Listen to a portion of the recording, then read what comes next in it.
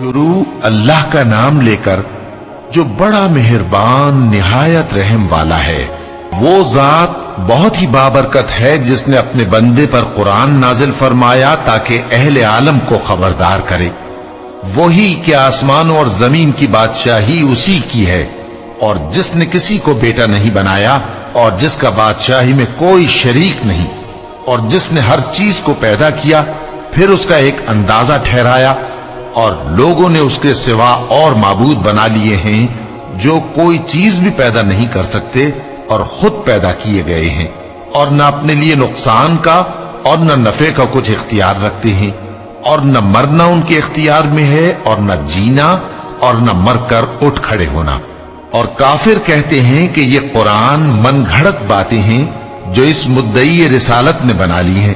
اور کچھ دوسرے لوگوں نے اس میں اس کی مدد کی ہے۔ یہ لوگ ایسا کہنے سے ظلم